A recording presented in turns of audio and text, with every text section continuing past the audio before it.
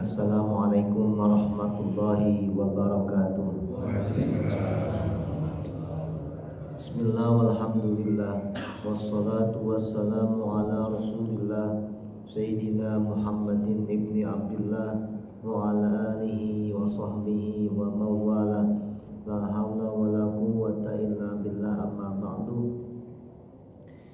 Pertama dan utama, mari sama-sama kita memanjatkan puji serta rasa syukur kita kepada Allah Subhanahu wa taala yang telah memberikan kita berbagai macam nikmat, terutama sekali nikmatul ijad wa nikmatul imnad, nikmat sehat walafiat, sehingga kita dapat berkumpul di tempat ini dalam rangka melaksanakan sholat subuh secara berjamaah. Kemudian kita lanjutkan dengan kajian tematik pada pagi hari ini. Salawat dan salam semoga selalu tercurah dan terlimpah kepada Nabi kita, junjungan kita, junjungan alam, tak lain tak bukan adalah Nabi besar Muhammad sallallahu alaihi wasallam. Mudah-mudahan salawat dan salam ini juga tercurah dan terlimpah kepada keluarga Nabi dan juga para sahabat Nabi, berkhusus kepada orang-orang yang berada di tempat ini akan mendapatkan syafaat uzmanya di yaumul qiyamah nanti. Amin amin ya rabbal alamin. Hadirin hadirat yang saya hormati dan saya muliakan, pagi ini kemarin menghubungi saya untuk mengisi tentang kajian tematik. Namun kondisi saya alhamdulillah kemarin baru saja pulang umroh. Saya baru banget pulang umroh beserta dengan keluarga, sehingga masih ada agak sedikit batuk atau pilek semuanya. Namun tidak mengurangi rasa hormat saya kepada hadirin dan sekalian semua untuk mengisi kajian tematik pada pagi hari ini. Kajian tematik yang saya akan berikan pada pagi hari ini, saya memberi judul dengan masalah fikih toharoh. Ini penting kita pelajari bersama tentang bagaimana toharoh bersuci di dalam agama kita, yaitu agama Islam. Hadirin hadirat yang saya hormati, saya muliakan, toharoh itu adalah miftahus sholah, miftahus sholati atau kunci pembuka daripada ibadah itu adalah bersuci. Sebelum kita melakukan amal ibadah, maka harus dan pertama dan utama yang harus kita lakukan adalah bersuci terlebih dahulu. Sholat, sebelum kita sholat bersuci. Baca Quran, meskipun hanya sekedar baca Quran, tapi alangkah baiknya kita dahulukan dengan bersuci. Dan sebagainya. Haji atau umroh, yang pertama kali kita lakukan adalah bersuci terlebih dahulu. Bahkan di dalam agama kita, agama Islam, setiap aktivitas apapun bentuknya yang akan kita lakukan harus dilakukan dengan bersuci. Sebelum makan, sebelum minum, sebelum tidur dianjurkan untuk bersuci. Sesudah bangun tidur dianjurkan pula untuk bersuci. Jadi agama kita itu mengajarkan tentang bagaimana kesucian ini. Apapun dan bentuk yang kita lakukan dianjurkan untuk bersuci. Lalu bagaimanakah bersuci di dalam agama kita, yaitu agama Islam? Hadirin hadirat yang saya hormati, saya muliakan, di dalam kitab-kitab fikih itu dijelaskan bahwasanya bersuci itu di dalam belajar masalah fikih itu ada 3 hukum yang dibebankan kepada setiap orang. Yang pertama itu adalah fardu ain, yang kedua fardu kifayah, yang ketiga adalah sunnah. Fardu ain itu mempelajari fikih yang terkait dengan sahnya ibadah, muamalah atau pernikahan seseorang. Wajib belajar tentang masalah fikih atau disebut dengan kewajiban persoalan. Wajib bagi setiap orang Islam, bagi orang yang mengaku dirinya beriman kepada Allah, wajib belajar masalah fikih karena berkaitan dengan aktivitas ibadah yang kita lakukan. Yang kedua, hukum mempelajari fikih itu adalah fardu kifayah. Ini bagi orang yang memiliki kapasitas mempelajari ilmu fikih itu melebihi dari kadar daripada fardu ain. Fardu kifayah itu disebut dengan kewajiban universal. Jadi hanya orang tertentu yang belajar sampai ke tingkat yang lebih tinggi. Yang ketiga adalah sunnah. Sunnah itu mempelajari rincian ilmu melebihi kadar fardu ain dan juga fardu kifayah. Lalu bagaimana dengan bersuci? Bagi setiap orang Islam, orang yang beriman, wajib bagi dia untuk mempelajari thaharah atau bersuci. Anak kecil, orang dewasa, bahkan meninggal dunia pun harus dalam keadaan bersuci, yaitu dimandikan. Orang yang meninggal dunia wajib dimandikan. 4 hal yang harus dilakukan bagi orang yang masih hidup kepada orang yang meninggal dunia. Satu di antara 4 hal itu adalah bersuci, yaitu memandikan orang yang meninggal dunia. Bapak Ibu, meninggal dunia diharuskan dalam keadaan suci.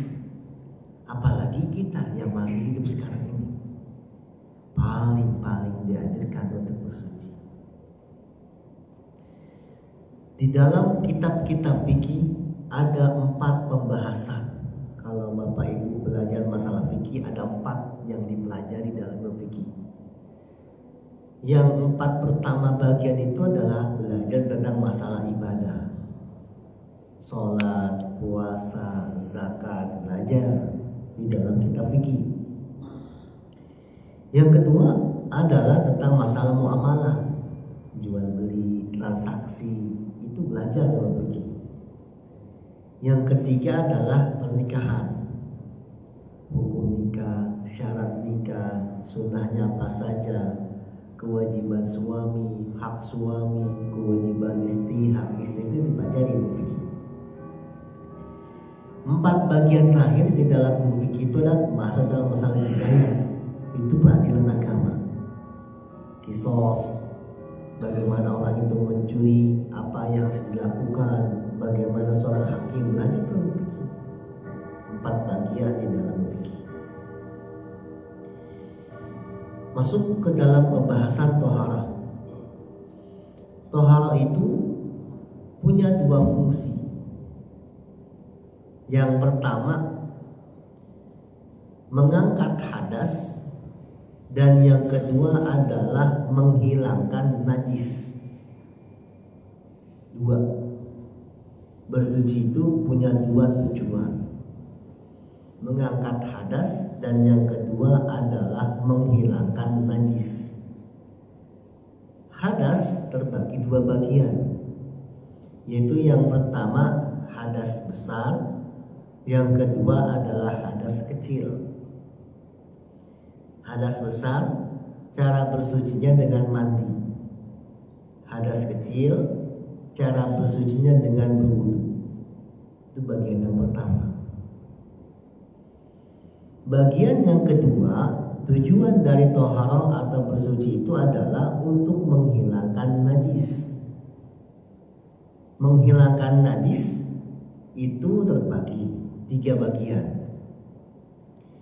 Yang pertama adalah menghilangkan hukum asalnya, jadi najisnya sampai hilang. Yang kedua, meringankan najis. Dan yang ketiga adalah merubah najis. Merubah najis.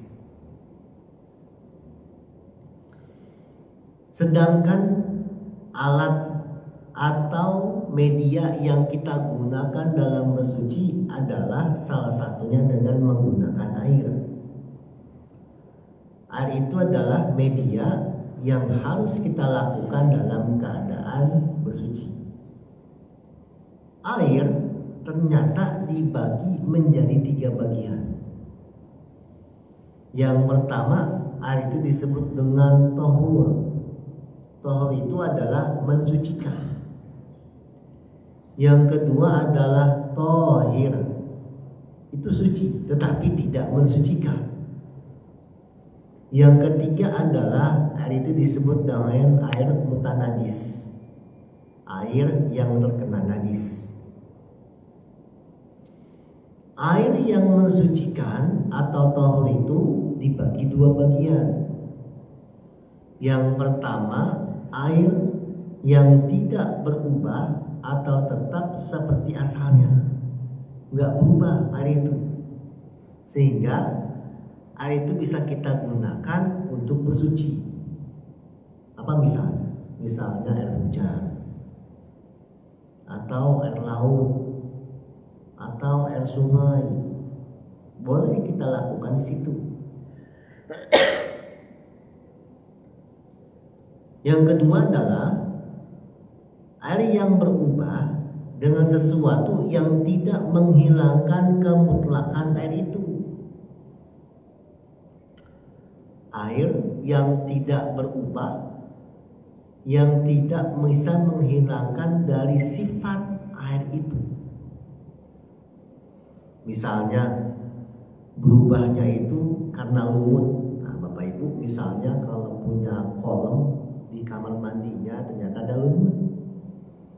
Itu meskipun ada lumut tetapi tidak berubah ataupun tidak menghilangkan dari sifat air itu, maka boleh kita lakukan bersuci dengan menggunakan air itu.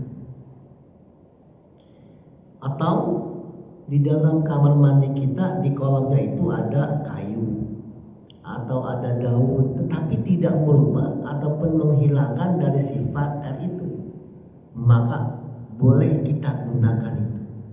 Dan air itu disebut dengan air tohur namanya, air yang mensucikan, air yang tidak berubah atau yang tidak bisa menghilangkan dari sifat air itu, bisa kita gunakan.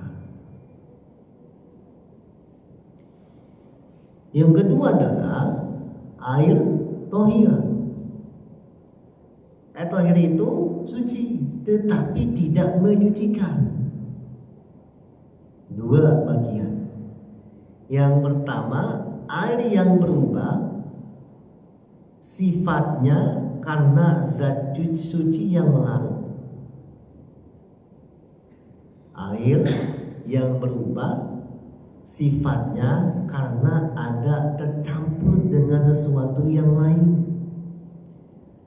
Air itu suci, tetapi tidak bisa kita gunakan untuk bersuci. Apa misalnya? Kopi. Pertama air putih, kita taruh di sini. Masukkanlah kopi.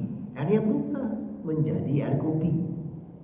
Air kopi itu tidak bisa kita gunakan untuk bersuci, tetapi dia suci. Air teh, kita ada secangkir, masukin teh manis di situ. Air itu suci, tetapi tidak bisa kita gunakan untuk bersuci. Maka air kopi, air teh tidak bisa kita gunakan untuk berwudu, tetapi dia boleh kita minum. Yang kedua adalah air mustakmal.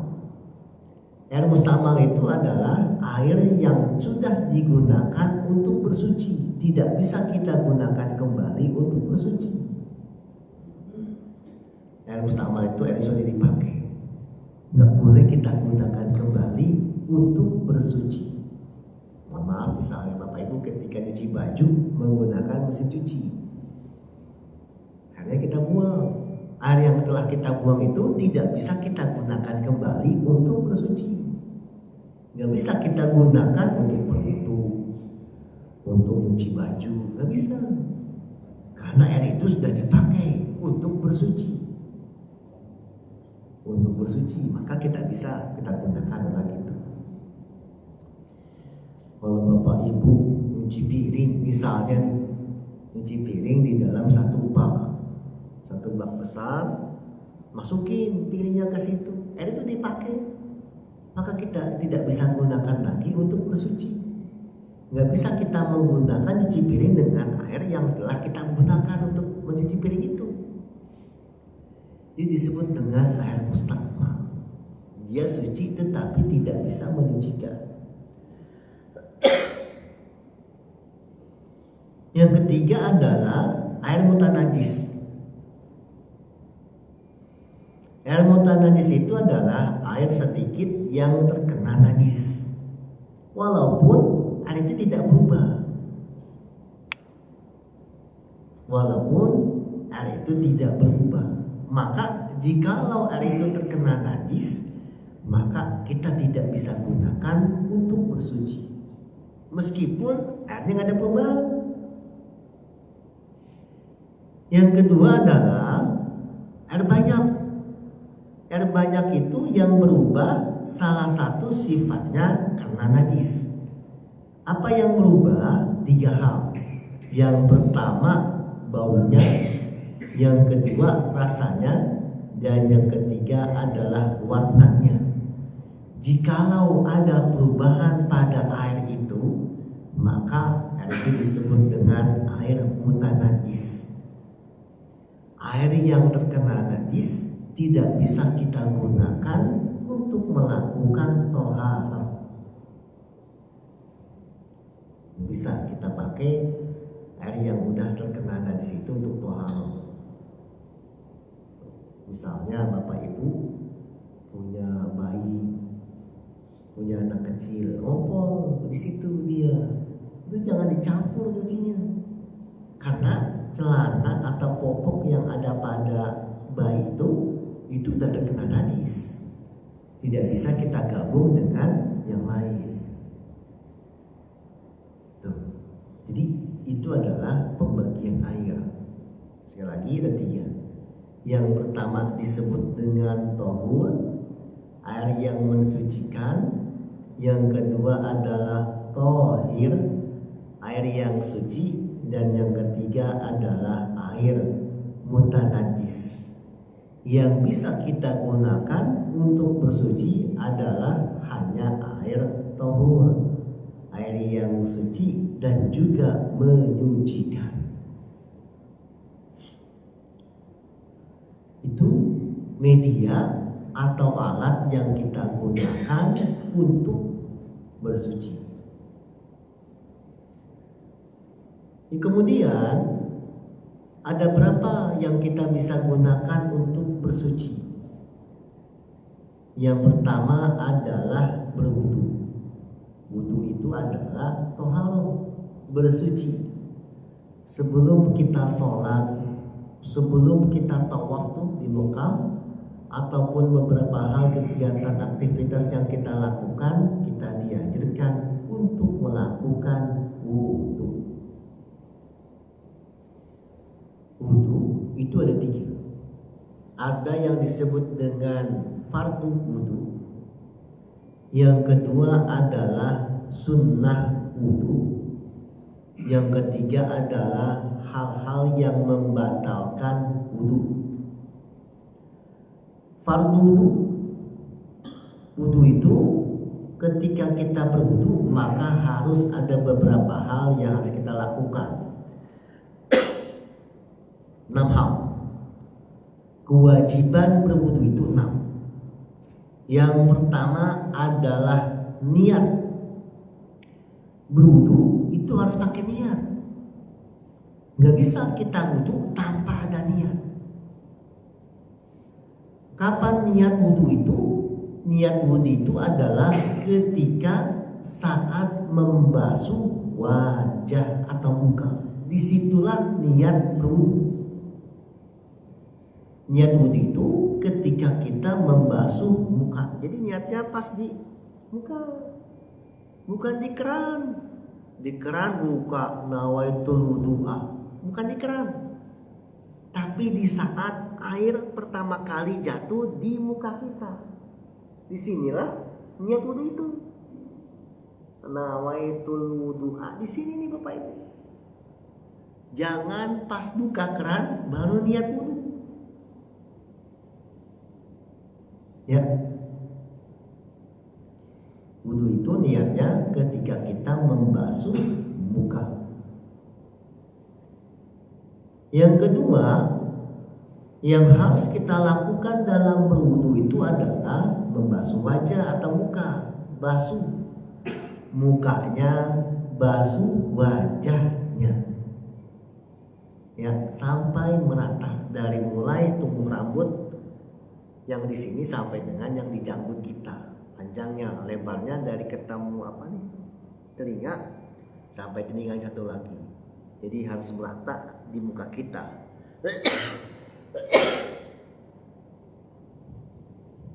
Ya.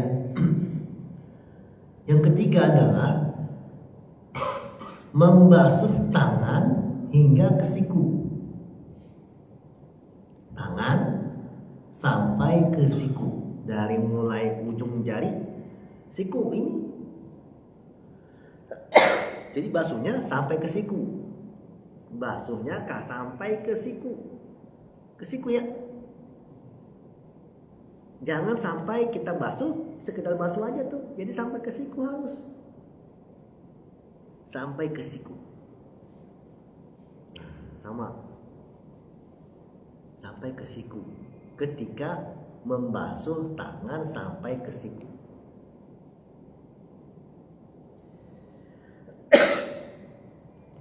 Yang ketiga, kewajiban berwudu itu adalah mengusap sebagian kepala.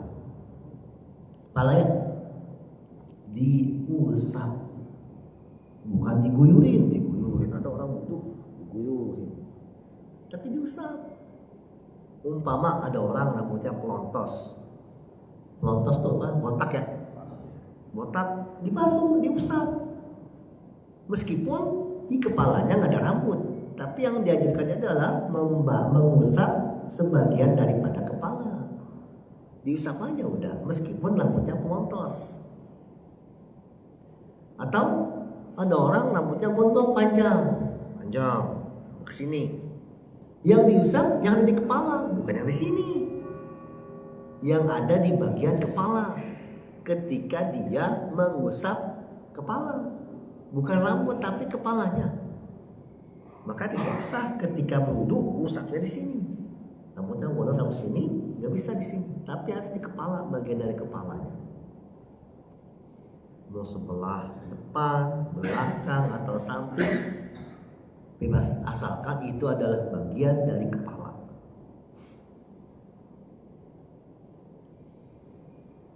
Yang kelima, kewajiban dalam berwudu itu adalah membasuh kaki hingga mata kaki. Kakinya dibasuh ya.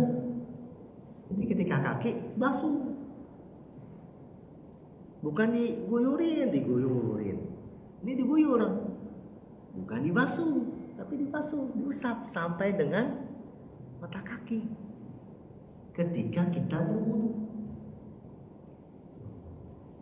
Jangan sampai keran kakinya kita gituin aja, tapi harus dibasuh hingga ke mata kaki. Yang keenam, kewajiban dari berwudu itu adalah tertib, berurutan. Jadi ketika kita dalam berwudu itu kita harus berurutan, dari yang pertama niat, yang kedua membasuh muka, yang ketiga membasuh tangan. Itu harus berurutan. Gak boleh kita acak-acak dalam berwudu, atau tidak berurutan antara satu dengan yang berikutnya. Tuh, 6 kewajiban yang harus kita lakukan dalam berwudu. Yang kedua adalah sunnah dalam berwudu. Apa sunnah wudu? Yang pertama adalah bersiwak. Bersiwak, membersihkan giginya terlebih dahulu. Yang kedua, membaca basmalah. Nah, pas saat mulai berwudu baru baru kita baca basmalah di keran. Tapi kalau niatnya jangan di keran. Mulai kita melakukan wudu, maka disitulah kita dianjurkan untuk membaca basmalah. Yang ketiga, membasuh telapak tangan sampai 3 kali. Basuh telapak tangannya sampai dengan 3 kali. Yang berikutnya adalah berkumur-kumur dan juga istinsyaq. Istinsyaq itu adalah memasukkan air ke dalam hidung. Dianjurkan dalam wudu, sunnah. Yang berikutnya adalah ini berlebihan dalam berkumur-kumur dan juga istinsyaqnya itu. Boleh tuh ketika kita dalam wudu kita sampai digituin. Karena itu adalah anjuran sunnah. Yang kelima, sunnah dalam berwudu itu adalah menyela-nyela jenggot dan juga jambang. Bahwa kita punya jenggot disela-selakan, jambangnya disela-selakan. Yang berikutnya adalah mengusap telinga. Telinga itu kita usap. Yang berikutnya adalah dianjurkan dalam wudu itu berkesinambungan atau mualat terus-terusan. Ketika kita berwudu, ya terus dari mulai yang pertama, kedua, nggak boleh putus, nggak boleh terputus. Boleh nggak terputus? Boleh, tetapi sunnahnya harus berkesinambungan. Kita dalam wudu, teman kita manggil Pak Haji, apa gitu. Kan putus tuh? Boleh. Cuma dianjurkan berkesinambungan. Yang berikutnya adalah sunnah dalam berwudu itu berdoa setelah berwudu. Doa setelah berwudu.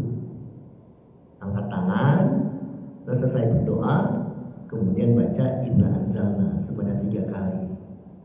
Setelah kita melakukan wudu.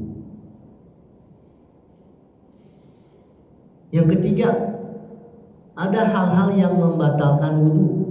Apa? Yang pertama adalah keluar sesuatu dari 2 jalan, baik itu ubul ataupun dubur. Asal keluar itu membatalkan wudu. Apapun bentuknya, asal dia keluar dari 2 kemaluan itu, maka wudunya menjadi batal. Misalnya Bapak Ibu, mohon maaf, ada yang sakit batu ginjal, keluar batu, batal wudunya. Atau ada orang yang itu telan kelereng ya, keluar, bentuknya kelereng juga, asal dia keluar, maka itu membatalkan wudu. Yang kedua, yang membatalkan wudu itu adalah menyentuh kemaluan dengan telapak tangan dan jari-jari bagian dalam. Nih, batal wudunya ketika kita megang kemaluan kita dengan menggunakan telapak tangan kita. Ini telapak tangan kita pegang pakai ini, wudunya menjadi batal.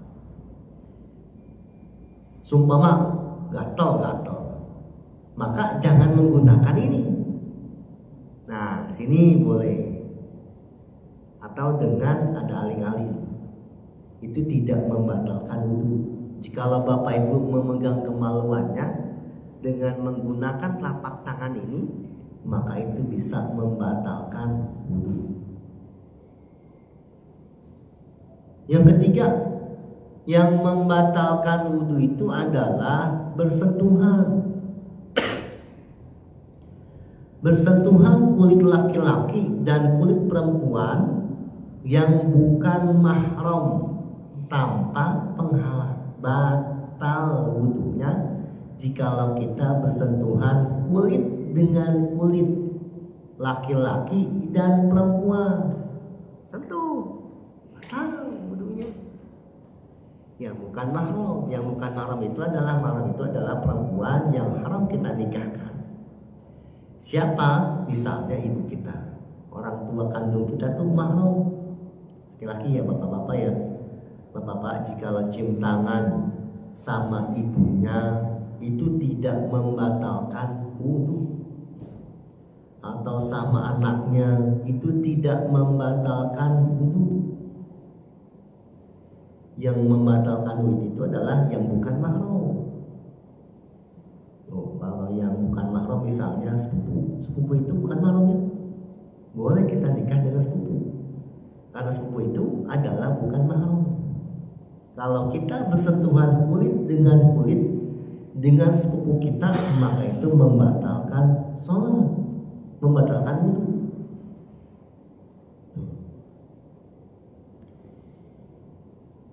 Yang keempat, yang membatalkan wudu itu adalah hilang kesadaran, hilang akal.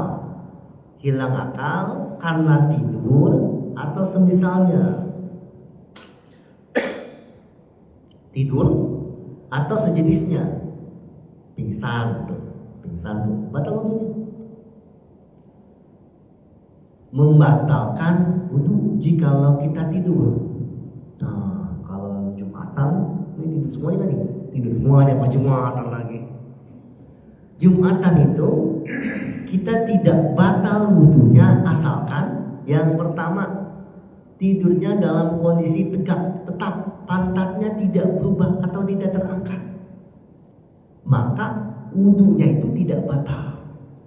Kalau kita duduk tuh sampai jatuh. Tapi kalau kita tidur kita dalam keadaan tegak, pantatnya tidak terangkat, maka itu tidak membatalkan wudu. Itu tidak membatalkan wudu. Yang kedua adalah tidur di salat Jumat itu asalkan kita masih mendengar sesuatu suara tetapi tidak jelas, itu tidak membatalkan wudu. Atau bahasa kita baik, tidur ayam tidur. Dengar, kita masih dengar nih. Apaan tuh orang khatib ngomong tuh? Kita masih dengar, cuman kita nggak sadar. Itu tidak membatalkan wudu. Jika kita masih dengar ada orang yang berbicara, khatib ngomong, tetapi kita nggak jelas, itu tidak batal. Tapi kalau nggak dengar sama sekali, itu mah pules tidurnya, baru itu batal wudunya. Kalau sampai pules tuh baru batal wudunya.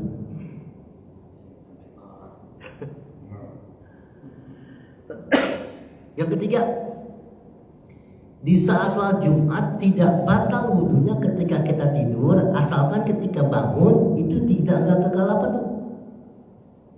Pas bangun, berarti bolos tuh tidurnya tuh, bolos dia tidur. Tapi kalau dia bangun tanpa begitu tuh, itu tidak membatalkan wudu. Jadi bapak-bapak nih saat sholat Jumat atau lagi khotib id, khotib id besok lama ya. Khotib id lama. 1 jam, malamnya takbiran, ngantuk, tidur. Kalau kita 3 yang tadi itu, maka itu tidak membatalkan wudu kita.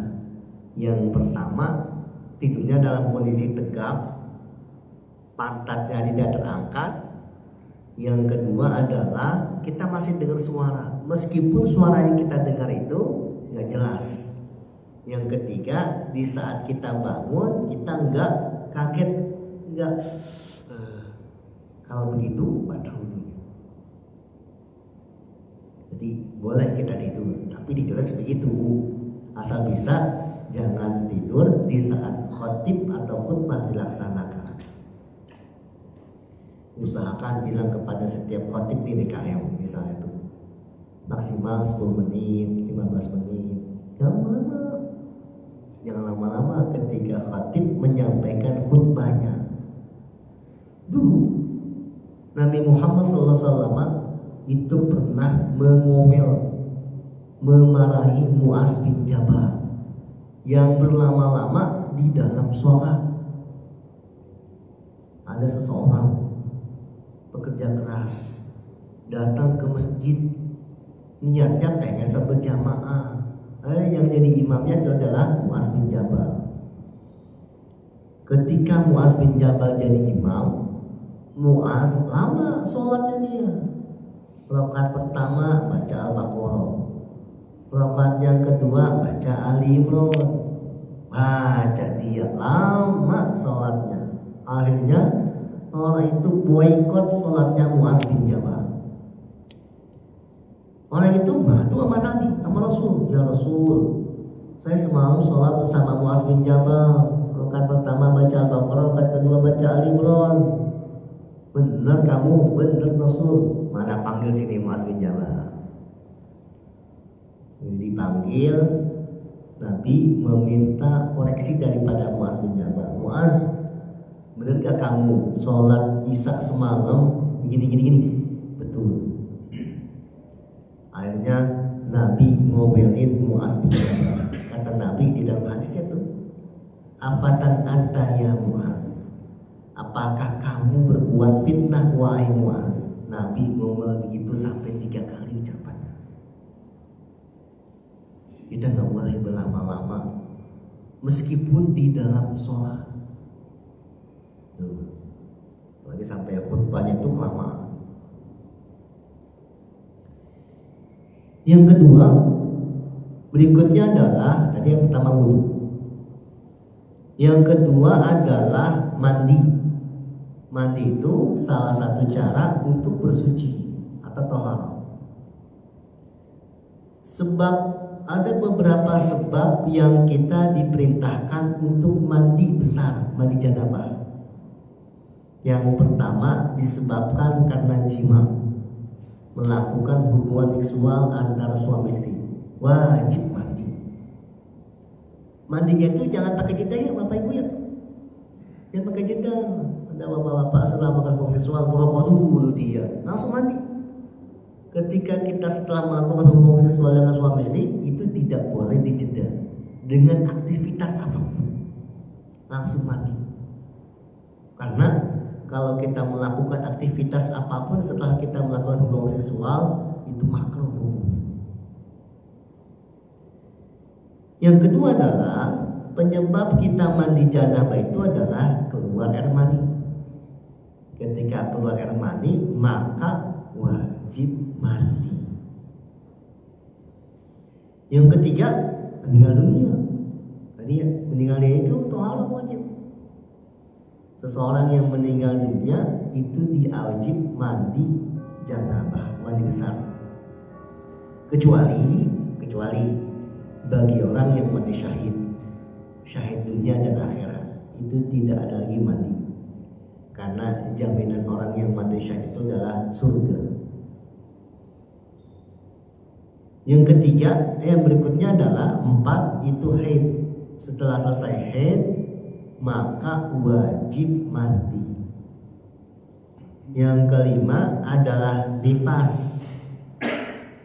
Yang keenam adalah melahirkan. Mandi biladah namanya. Ibu-ibu yang setelah melahirkan maka diwajibkan untuk melakukan mandi. Kewajiban kita dalam mandi itu hanya 2. Wajib mandi itu sebenarnya hanya 2. Yang pertama adalah niat. Niat mandi janabah. Kalau tadi ketika kita berwudu, niatnya itu adalah ketika kita membasuh muka. Tetapi ketika mandi janabah, niatnya itu adalah pertama air terkena tubuh kita. Jadi pertama kali kita kena air, disitulah niat mandi janabah. Nawaitul ghusla. Niat tuh ketika pertama kali. Jangan pas sudah di tengah-tengah baru niat. Dari awal lagi mandinya. Yang kedua adalah kewajiban kita mandi janabah itu adalah meratakan air ke seluruh anggota tubuh kita. Ketika kita mandi, harus rata airnya ke seluruh bagian anggota tubuh kita. Jangan sampai ada satu bagian dari anggota tubuh kita yang tidak terkena air. Tuh harus kena air semuanya tanpa terkecuali. 2. Yang wajib ketika kita mandi janabah, niat. Dan yang kedua adalah meratakan air ke seluruh anggota tubuh kita. Sunnah mandi. Sunnah mandi yang pertama adalah berwudu sebelum kita mandi. Itu sunnah. Itu misalnya setelah kita melakukan wudu mandi, wudu. 2. Membaca basmalah dalam hati ya. Yang ketiga adalah tadi memastikan sampainya air ke bagian-bagian lipatan yang ada pada tubuh kita. Wajib tuh, sunnah ya. Sampai semuanya nih. Bagian-bagian lipatan tuh misalnya apa nih? Gini ya nih, wajib terkena air dan kita harus meratakannya.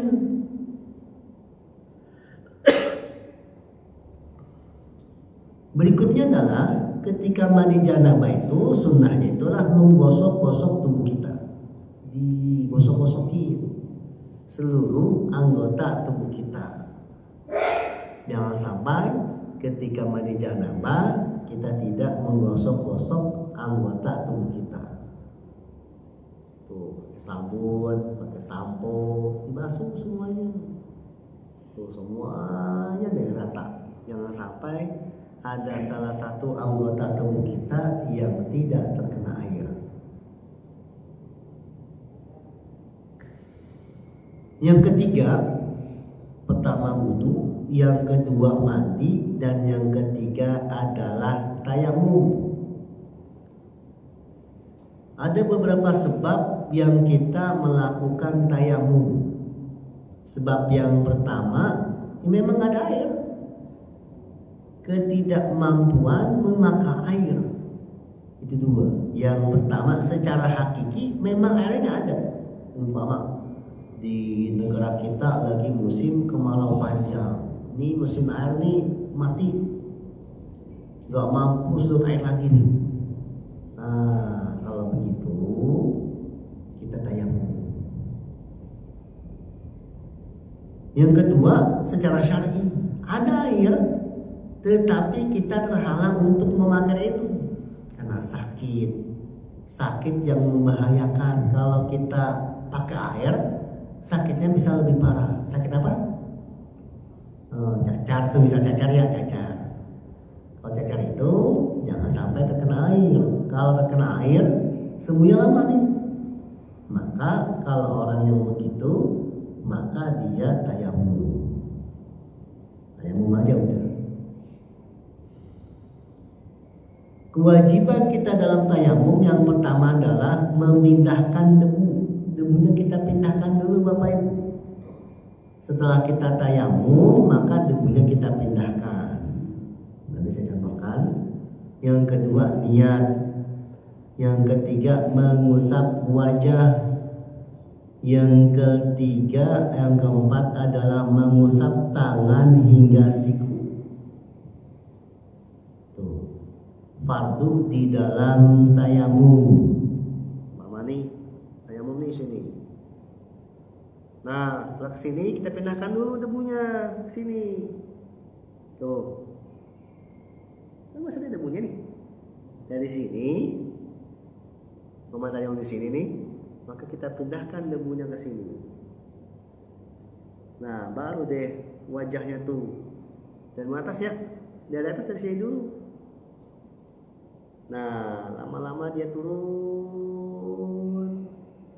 Ya kan ini gak kena nih, yang 2. Nah, baru tempelin di sininya.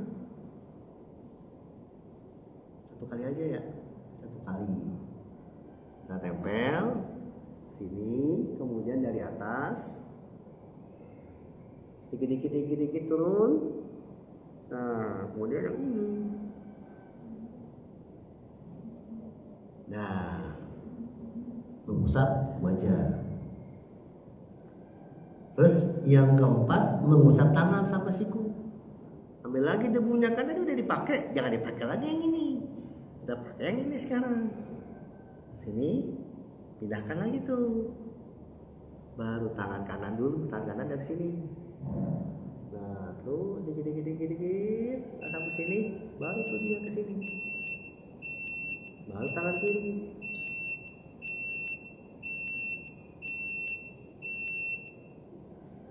Ayahmu. Duanya tuh ya, muka dan juga tangan sampai siku. Kalau tangan dari atas dulu tuh, ini ya dia, sampai ke siku, baru diputer dia. Nah, ini kan masih ada nih debunya nih, pindahkan dulu. Nah, sudah. Hanya dua, muka dan juga debu. Muka dan juga tangan sampai ke siku. Dua anggota tubuh yang kita kenakan dulu. Itu tiga ya, bersuci. Pertama itu wudu, yang kedua adalah mandi, dan yang ketiga adalah tayamum. Cukup Bapak Ibu semuanya? Itu adalah tentang masalah toharoh, bersuci. Sekali lagi, toharoh ini penting kita pelajari semua karena ini adalah kunci pembuka daripada ibadah yang kita lakukan. Sholat, ibtamus sholati atau wudu. Sebelum kita melakukan sholat, maka dianjurkan untuk melakukan toharoh terlebih dahulu. Saya cukupkan sampai di sini materi kita tentang pembahasan kita tentang masalah toharoh ini. Sebenarnya masih panjang lagi, cuma karena waktu yang tidak memungkinkan. Sama-sama kita tutup dengan baca hamdalah. Alhamdulillahirabbil alamin. Subhanakallahumma wa bihamdika asyhadu an la ilaha illa anta astaghfiruka wa atubu ilaik. Wallahu muwaffiq ila aqwamit thoriq. Wassalamualaikum warahmatullahi wabarakatuh.